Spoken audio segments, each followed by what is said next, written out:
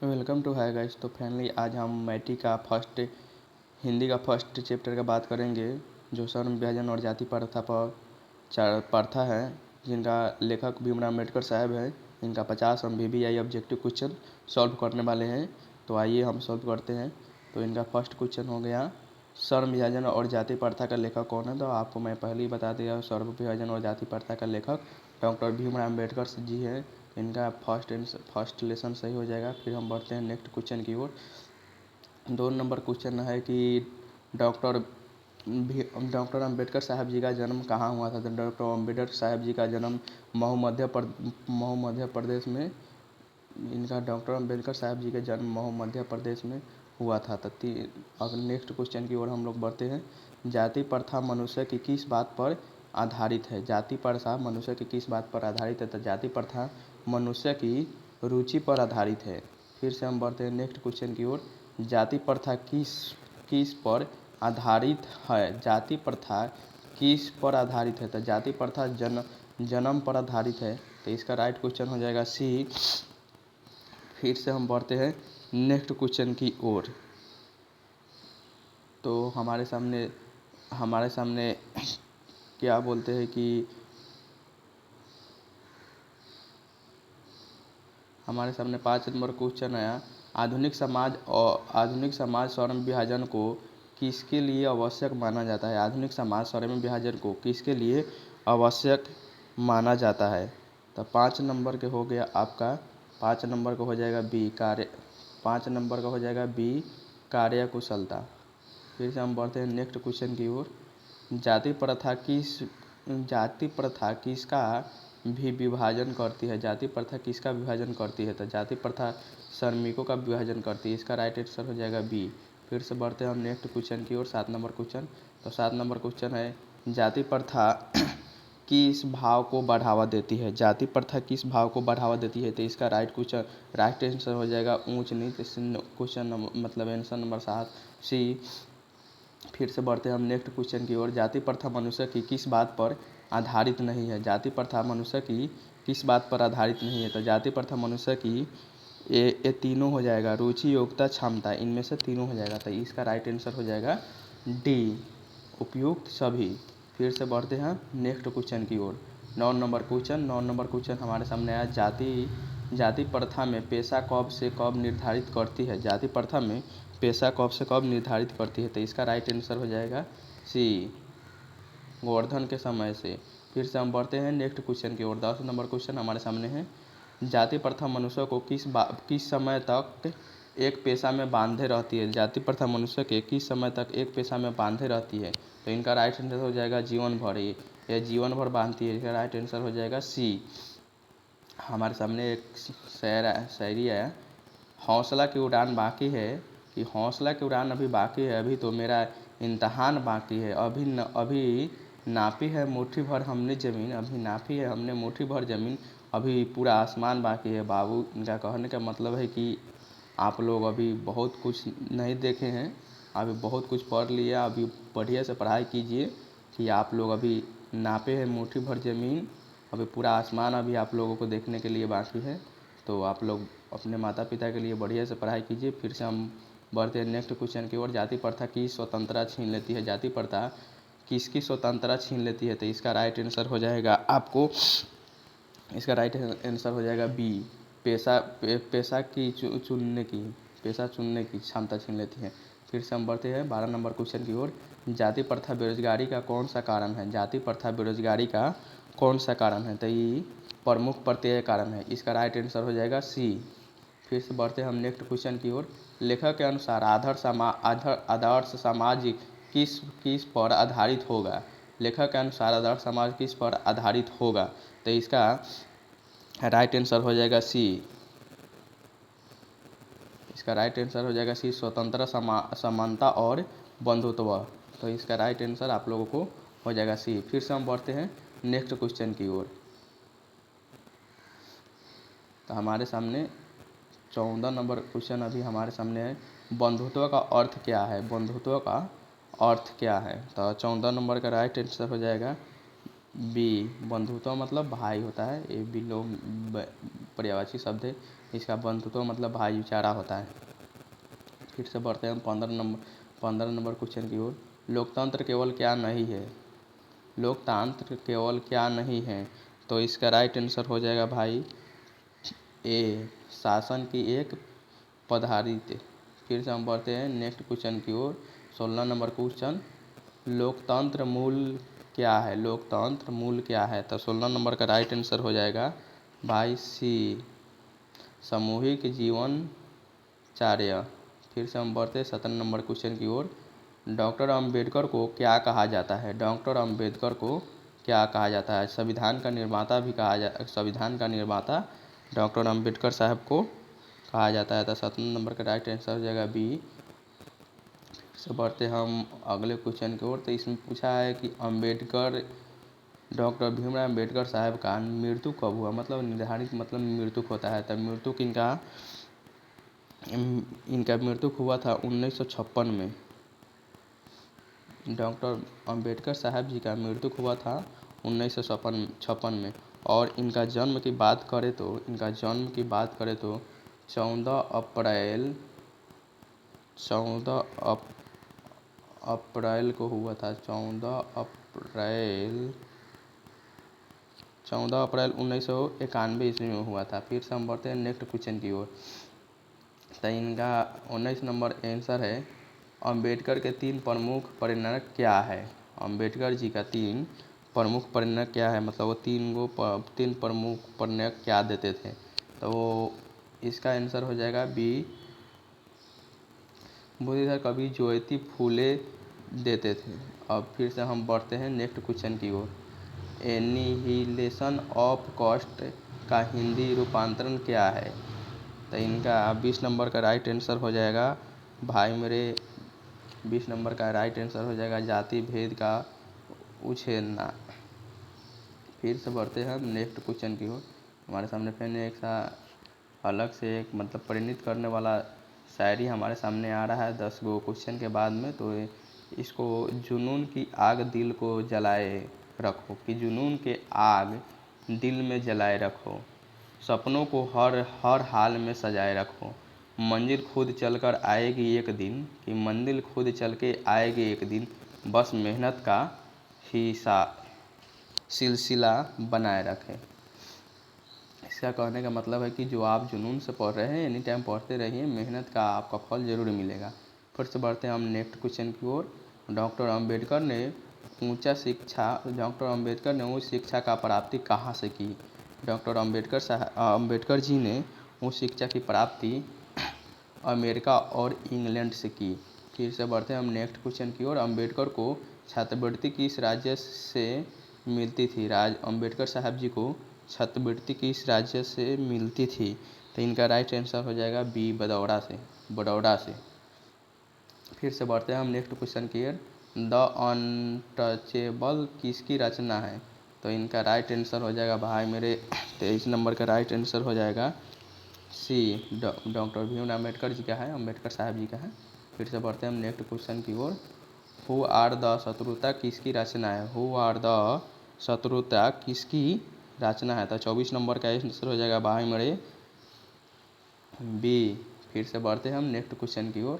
प्रस्तुत पाठ किस पुस्तक से ली गई है? प्रस्तुत पाठ किस पुस्तक से ली गई है? तो 25 नंबर का आंसर हो जाएगा भाई मेरे सी, एनिहिलेशन ऑफ कास्ट से ली गई है। फिर से हम बढ़ते 26 नंबर क्वेश्चन की ओर। जातिपति तोड़ मंडल कहाँ था? जातिपति तोड़ मंडल कहाँ था? तो 26 नंबर का राइट आंसर हो जाएगा भाई मेरे बी, लाहौर में था। लाहौर में था भाई मेरे। फिर से बढ़ते हैं हम नेक्स्ट क्वेश्चन की ओर। जाति प्रथा किनकी उपेक्षा करती थी? जाति प्रथा किनकी उपेक्षा करती थी? जाति प्रथा किनकी उपेक्षा करती थी? जाति प्रथा रुचि की उपेक्षा करती थी, रुचि की। तो इनका राइट आंसर हो जाएगा 27 नंबर का राइट आंसर हो जाएगा बी, 27 नंबर का राइट आंसर हो जाएगा बी। फिर से बढ़ते हैं हम नेक्स्ट क्वेश्चन की ओर। जाति प्रथा किसकी महत्व नहीं देती थी? तो जाति प्रथा किसे महत्व नहीं देती थी। तो 28 नंबर का राइट आंसर हो जाएगा भाई मेरे ए, योग्यता को। 28 नंबर का राइट आंसर हो जाएगा ए। फिर से बढ़ते हैं हम नेक्स्ट क्वेश्चन की ओर। जाति प्रथा कैसी प्रथा है? जाति प्रथा कैसी प्रथा है? तो जाति प्रथा एक हानिकारक प्रथा है। इनका राइट आंसर हो जाएगा बी। फिर से बढ़ते हैं हम नेक्स्ट क्वेश्चन की ओर। 30 नंबर क्वेश्चन। स्वर्ण विभाजन की समाज की आवश्यकता है। स्वर्ण विभाजन की समाज की आवश्यकता है। तो 30 नंबर का राइट आंसर हो जाएगा भाई मेरे सभ्य समाज को। राइट आंसर हो जाएगा सी। 30 नंबर का राइट आंसर सी हो जाएगा, सभ्य समाज। फिर से बढ़ते भाई हम नेक्स्ट क्वेश्चन की ओर। तो हमारे फ्रेंड से यहाँ पे 10 क्वेश्चन के बाद में फिर से हमारे सामने एक जुनून वाला शायरी आया। जुनून ऐसा रखो कि हर मुश्किल हार जाए, कि जुनून ऐसा रखो कि हर मुश्किल हार जाए, मेहनत ऐसा करो कि किस्मत भी निखर जाए। भाई मेरे अगर किसी चीज़ का तैयारी कर रहे हैं, अभी आप लोग मैट्रिक का तैयारी कर रहे हैं, ऐसा मेहनत करो कि आपका मेहनत भी किस्मत से भी निखर जाए। अगर आपका किस्मत भी नहीं लिखा होगा फर्स्ट करना, तो आप फर्स्ट कर जाइए, तब आपको महान माना जाता है। फिर से बढ़ते हैं हम नेक्स्ट क्वेश्चन की ओर। जाति प्रथा किसे दबाती है? जाति प्रथा किसे दबाती है? तो इसका राइट आंसर हो जाएगा भाई मेरे ए। जाति प्रथा स्वाभाविक प्रेरणा को जगाती है। फिर से हम बढ़ते हैं नेक्स्ट क्वेश्चन की ओर। 32 नंबर क्वेश्चन हमारे सामने अभी है। तो 32 नंबर क्वेश्चन को आदर्श समाज में क्या होना चाहिए? 32 नंबर क्वेश्चन है, आदर्श समाज में क्या होना चाहिए? 32 नंबर क्वेश्चन का राइट आंसर हो जाएगा भाई मेरे बी, गतिशील होना चाहिए आदर्श समाज में। फिर से बढ़ते हैं हम नेक्स्ट क्वेश्चन की ओर। 33 नंबर क्वेश्चन, समाज में सबका क्या होना चाहिए? समाज में सबका क्या होना चाहिए? 33 नंबर का राइट क्वेश्चन हो जाएगा भाई मेरे सी, भागीदारी होना चाहिए। सब समाज में सबका भागीदारी होना चाहिए, मतलब किसी समाज में सबका बात रहना चाहिए, इसलिए 33 नंबर का राइट आंसर हो जाएगा सी। फिर से बढ़ते हैं हम नेक्स्ट क्वेश्चन की ओर। तो हमारे सामने 34 नंबर क्वेश्चन अभी है। सामाजिक जीवन में क्या उपलब्धता होना चाहिए? सामाजिक जीवन में क्या उपलब्धता होना चाहिए? तो सामाजिक जीवन में भाई मेरे संपर्क के साधन होना चाहिए। सामाजिक जीवन में संपर्क के साधन होना चाहिए। इसका राइट आंसर हो जाएगा सी। भाईचारे का दूसरा नाम क्या है? भाईचारे का दूसरा नाम क्या है? तो 35 नंबर का राइट आंसर हो जाएगा भाई मेरे भाईचारे का दूसरा नाम है लोकतंत्र। फिर से बढ़ते हैं हम नेक्स्ट क्वेश्चन की ओर। लोकतंत्र का संबंध किससे है? लोकतंत्र का संबंध किससे है? तो 36 नंबर का राइट आंसर हो जाएगा भाई मेरे सी, सामाजिक जीवन से।